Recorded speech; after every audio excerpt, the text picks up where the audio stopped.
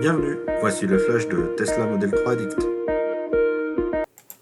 Bonjour à tous les Tesla Model 3 Addict. Aujourd'hui, nous allons parler des différences entre les chargeurs V2 et V3.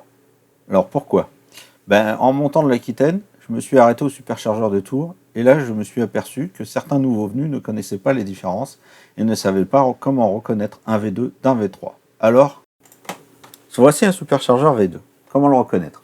Facile, il a deux câbles. Un pour les modèles 3 et Y et l'autre pour les modèles S et X. De plus, ils marchent par paire, donc ils sont souvent numérotés 1A, 1B, 2A, 2B.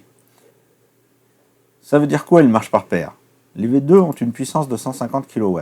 Donc en gros, si la batterie est à de bonnes températures et que vous êtes dans une zone basse de votre véhicule, vous devriez avoir environ 150 kW. Mais uniquement si vous êtes seul sur la paire.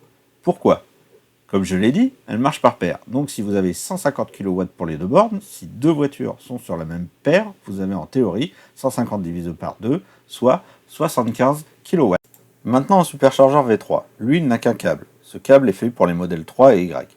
Les modèles S et X doivent avoir un adaptateur pour pouvoir s'y connecter. Il ne marche pas par paire. Sa puissance est de 250 kW.